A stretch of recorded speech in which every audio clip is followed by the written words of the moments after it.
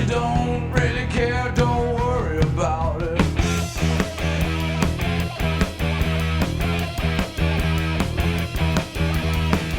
New York City will take you in, let your world begin, don't worry about it.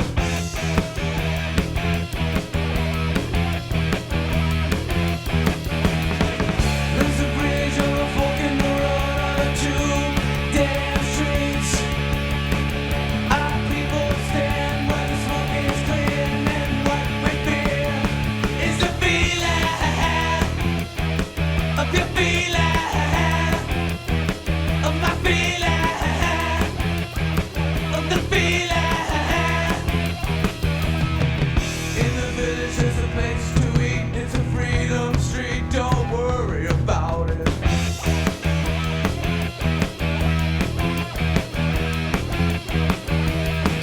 Colorado ain't my state, it's a state that hates, don't worry about it.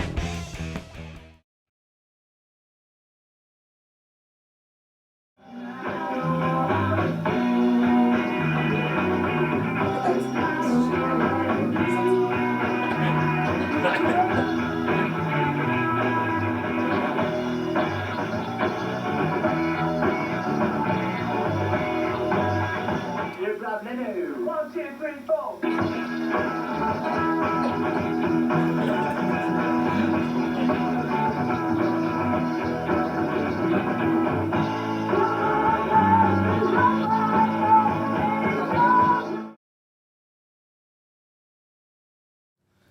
Luap Yobed backwards. I am 47. Am I 47? I'm 47. And I hail from Eldersburg, Maryland. Whoop, whoop. I am Ryan Bowen. I'm 46 and I'm from Catonsville, Maryland. Your first guitar. What's the first guitar you played? Bill's guitar. Bill's actual guitar. What's his guitar? I don't remember what it's called. I don't know. But he gave Bill's Music House had Bill's Music they House. had a Bill's Music guitar. No, it was his guitar. It was actually Bill's Music House's guitar. 46? 46. God, you look great. I guess I got a guitar because I sucked at baseball. My dad gave me a guitar for Christmas. And I think The Gambler by Kenny Rogers was the first song I learned to play on the guitar. 8, 9. I got a drum set when I was 4 or 5 years old, I guess. I don't know. We were living in an apartment. My parents got me a drum set. I don't really remember much about that, just banging away on it. But I always had an interest in the drums and percussion. Yeah, it was his. It was one of his early guitars, but yeah. But no, but I started on the baritone. That was my, I used to play at the old Memorial Stadium. I played the starting line. Bum bum bum bum bum bum. Tony Walkman, remember them? Yeah, well, the bed made a good drum. I used to do that Phil Collins drum solo during In the Air Tonight. Right. You'd always use your bed. So I was on and just bang on the bed, and then that was pretty much it. And then when we moved to Catonsville, my parents bought me a Ludwig. It was like a 7-piece, I think. And I had it up in my bedroom, and that's kind of when I really started getting into it and getting into it. They did. HFS, which was based here, is one of the biggest radio stations in the fucking, United States, that also called a great fucking story. I'll never forget. I got a brand new stereo, and Paul was over at the house. I think we were coming to band practice. So we were doing some, and we had done warehouse tapes, and we had sent it to HFS, Right. along with a bunch of other places. And we're walking out the door, Paul, because Paul would always have to come pick me up. Thank you, Paul. You're welcome.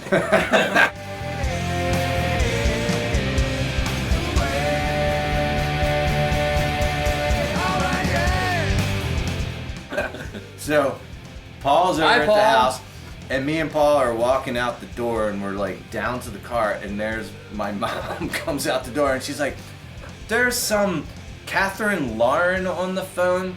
She wants to play you on some radio station, WHFS or something. Do you want to talk to her?"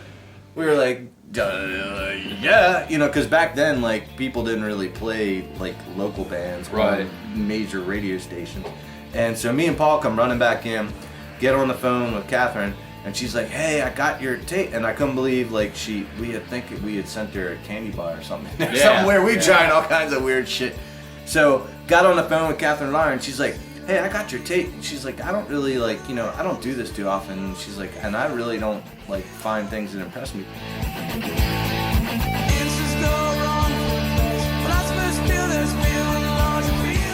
that much. But she's like, I listened to your tape. She's like, I was blown away. She's like, I love it. She's like, I'm gonna play one of your songs.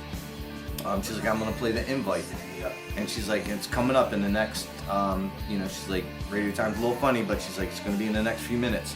So if you can get by the stereo, if you want to hear it or whatever. And I recorded it somewhere on that new stereo, yeah.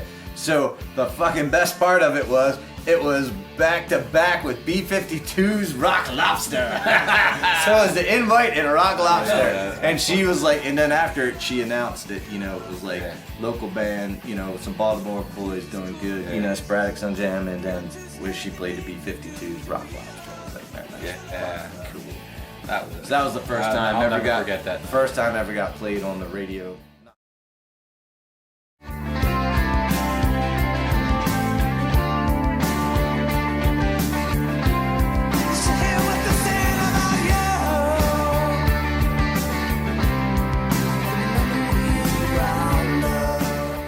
Memory Roundup. That was written the night after. It's hard to talk about it. You gotta want to talk about it, respectfully.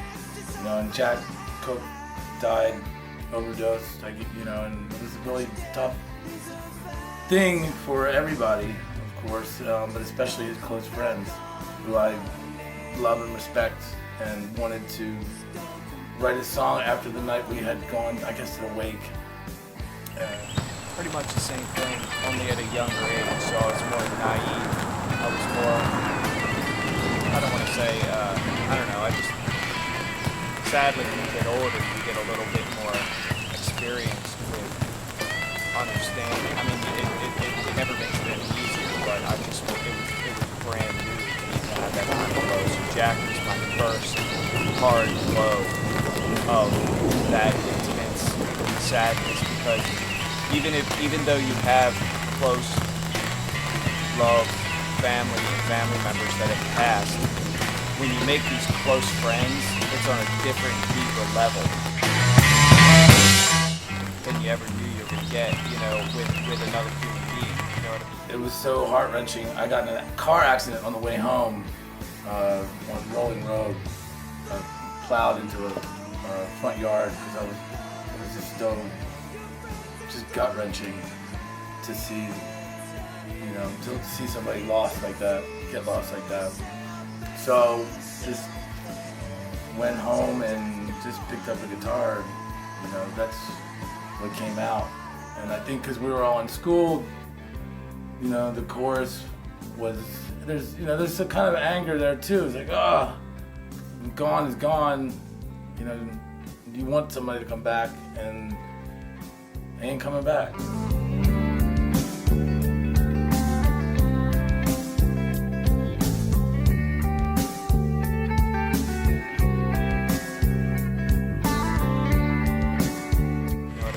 All these millions of late night conversations and relating to this person that's almost just like you, and you're cut, as Brent Knuckle would always say, you're cut from the same cloth.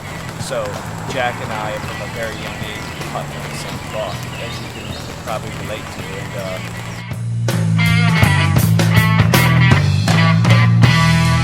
And he was really the first guy that, as far as in our group and our age and going to school with,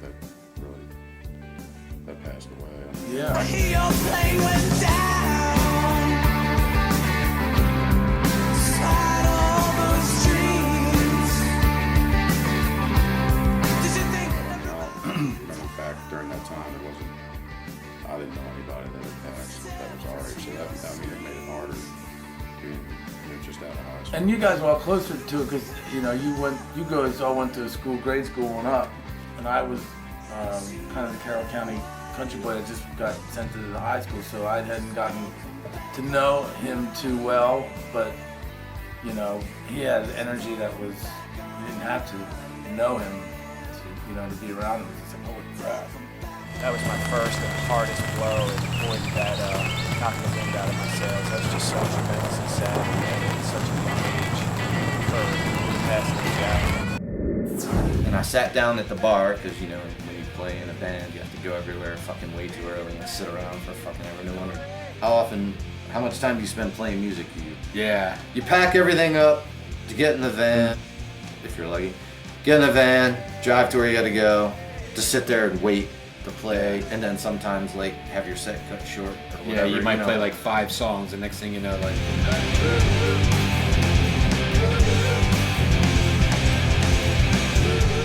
Well, Right. fortunately, we never played 5 songs because we'd be Right. like, "Fuck you," then we'll just. Well, our 5 songs could actually last like a full Well, we hour. could tell them 5 songs.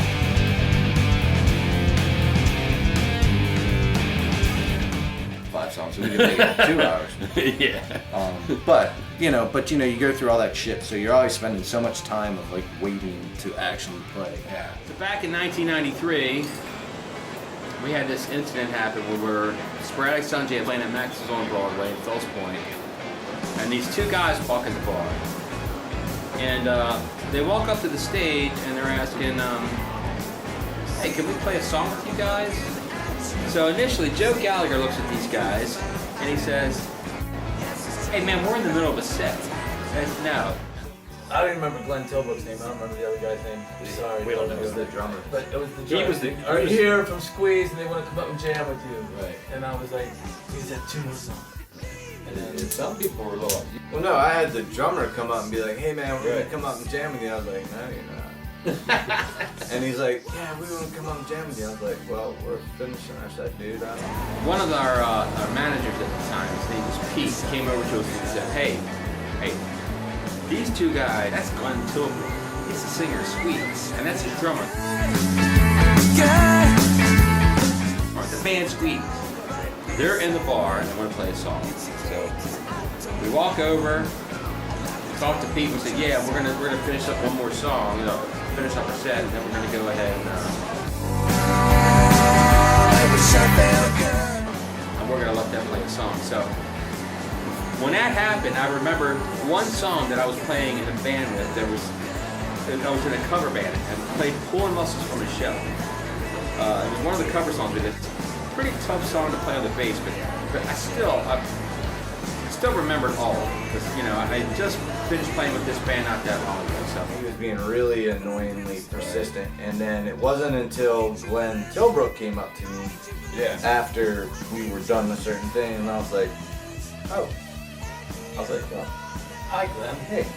hey Glenn, how's it going?" He's like, "I love your wobblies." Wobbly. And I was like, "What?" He's like, and he's like, "Can you show me how to do that?" And I was like, "Oh, come on." I was like, "You fucking with me? You never used a wah-wah?"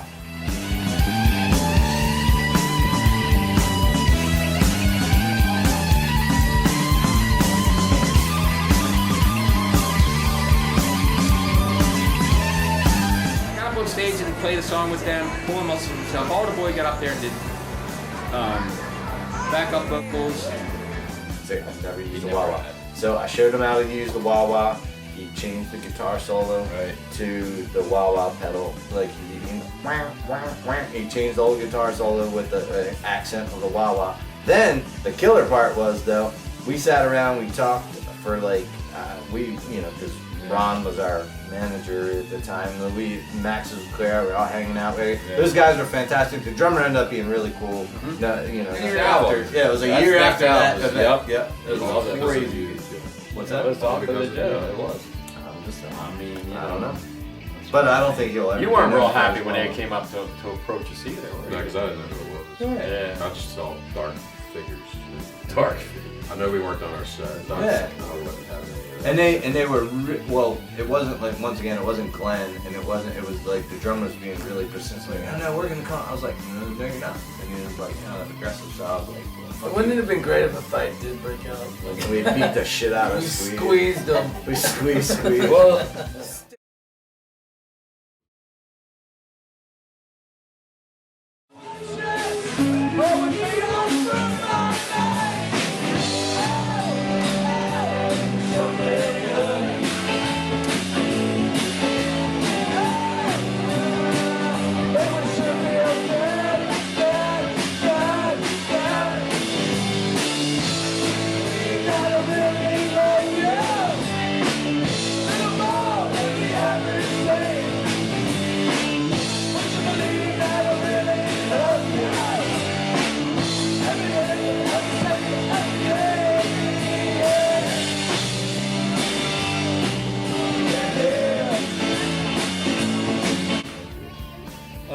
was extremely excited, watching over Facebook to see the periodic reunions of Sunjam. And I'll focus on that for a moment, because I think everyone in Catonsville who was in the scene during the 1990s, late 80s and 90s, everyone has a feeling very proud of Catonsville and that band through the music, because it captures and encapsulates a lot of the sentiment of what people felt. Of course, there are many other bands that had their own reasons for capturing that as well. There's something very powerful about Sunjam, and I think people would admit that. If you listen to the the recording, and it has a freshness to it. People can connect to it. The songwriting is sharp. The emotion and the expression is all there.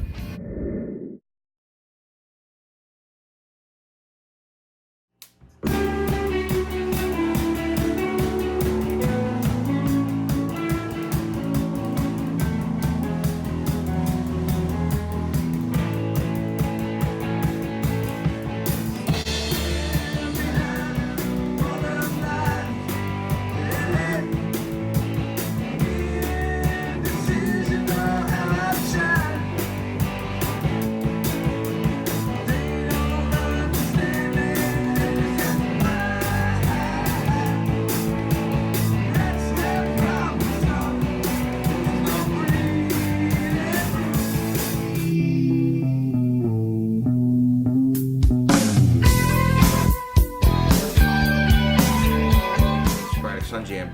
Before that, we were doing all covers. They started writing their own stuff. I started writing your own stuff. And it was really, really good. I like you guys better than Juice because I just never saw Juice enough, but I have seen Juice, and they were really, really good as well.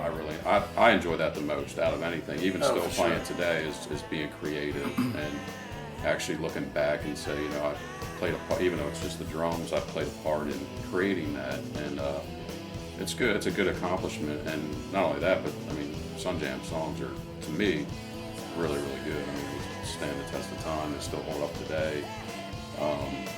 But it's just, it's.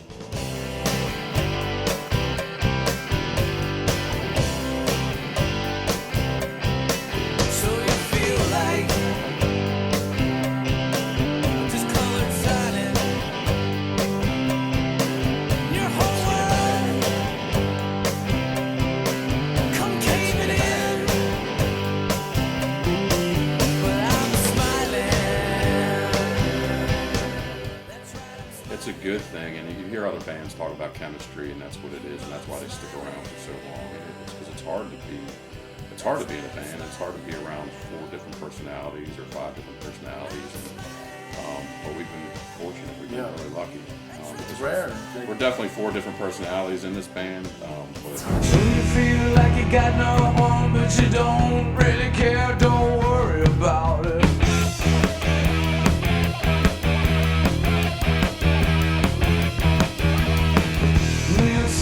Take you in, let your world be.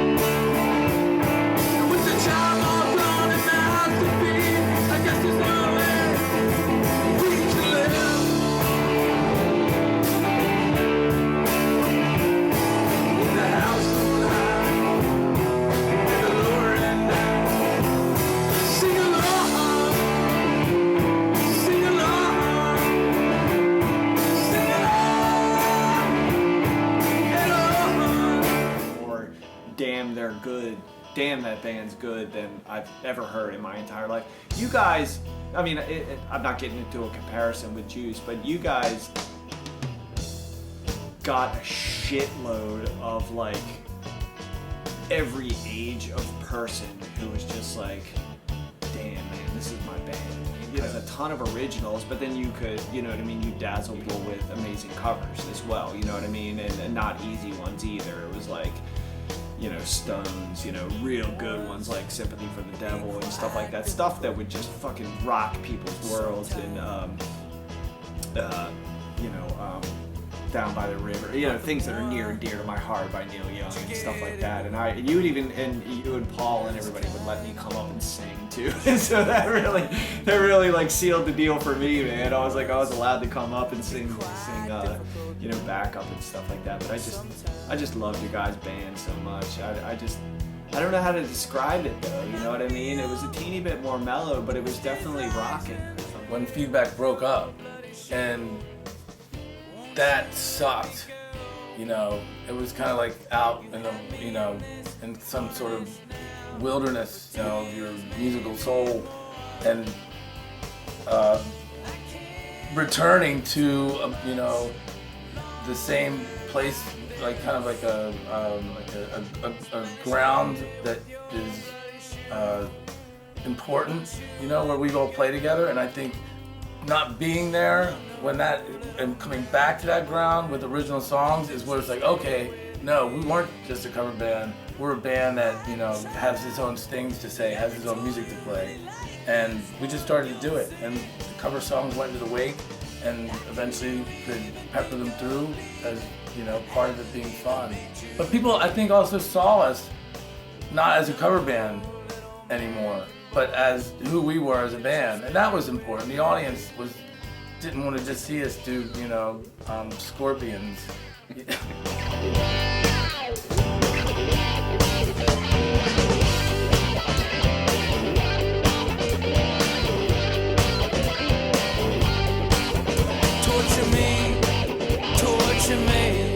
Weathered or whatever, you know, Eric Clapton shows and stuff like that. I've never seen a better guitarist than Joe Gallagher, honestly. And most people would just, you know, outside of our friend group and stuff like that, just be like, bullshit. And you know what I mean?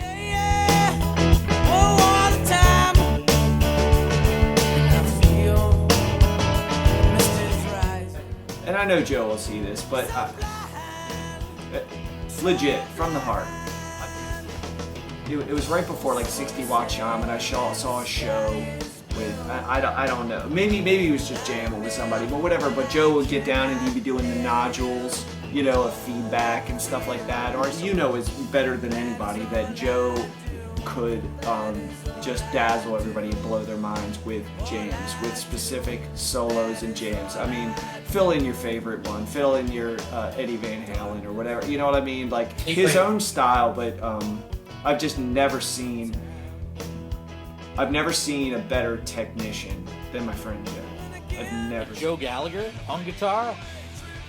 Dude, you have not seen shit. Do you seen Joe Gallagher playing guitar like rip? Like you're afraid shit's gonna break because the boy is off the chain and good. Like not like it's hard to describe Joe's playing because Joe's not afraid to go out on a limb and Joe's not afraid to take you there with him and then leave you behind and you're like, what the hell just happened? Like, where's Joe and why am I out here like half naked in the woods? Like, you know.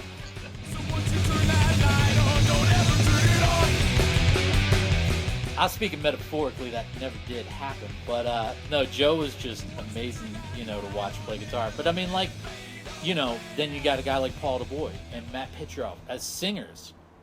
Dude, these guys were like good. A lot of the articles and stuff I've been reading recently about bands that get signed, they're controlled, they're fucking around the clock they have. They're sad.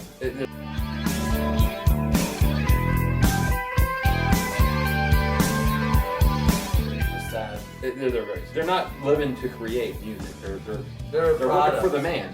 Just like you work a regular job, they're actually working for the man too, but in a different environment. Most of it doesn't exist like it used to. It's all different. It's different now, yeah. But back then, yeah, it was. I mean, that's why you got like the first thing, you know, like Prince. I feel like, what the fuck is wrong with Prince? He's calling himself the artist formerly known. What a fucking cockeyed. But the reason he did it was to get out of his contract with Warner Brothers. Yep. He was being smart about it because he's like, I'm tired of being raped. Like Frank Zappa always said, Warner Brothers was a bitch raping or beast. Yeah, it's not exactly what he said, but he said something about them Along not being those lines. very good. But yeah, Yeah, he was- power of attorney is a very was right. scary thing because, you know, you could be having like sure feels good being a Blue Jeans commercial where somebody's, you know, you sure feel good. Oh, yeah. You know, hey. Or even worse, it could have been in You the missed your porn. calling. Well, I was not. I should have been a Blue Jeans. My jeans. Danny. Something comes between me and my jeans. Oh, God, that mustache. Ron Jeremy, there he is. As we're about to do our 25th anniversary show, these are the only people I've ever found that I can play music with. Period. The way naturally I play music. You know what I mean? It's almost like that. That's the only equation that works out musically, where the songs come out exactly the way they would naturally seem to have to happen in this world. It's weird. I mean, that's just the nature of the chemistry of how we started playing. We played, broke up, played, broke up, played, and then have actually played sporadically over 25 years. Like, it's true to its name.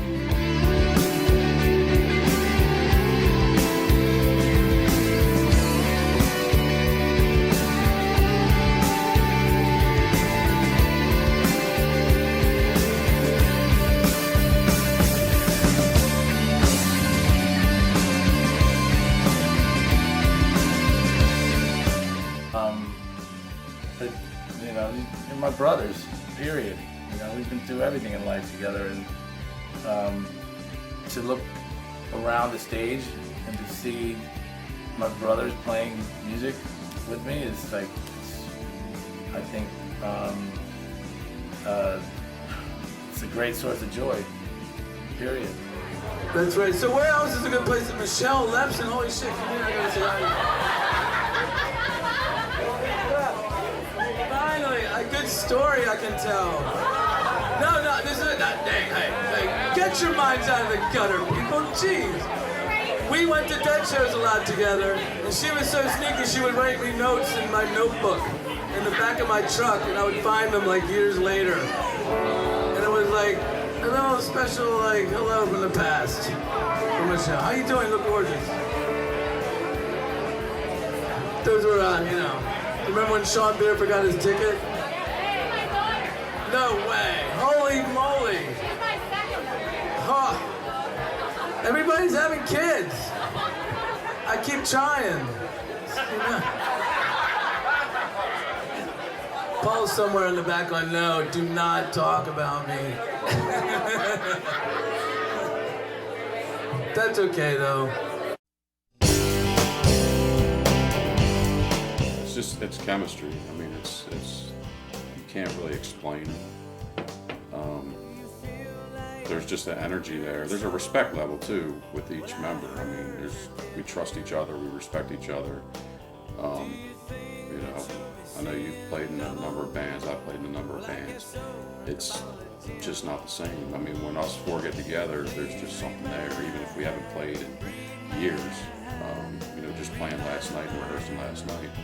There's just something there.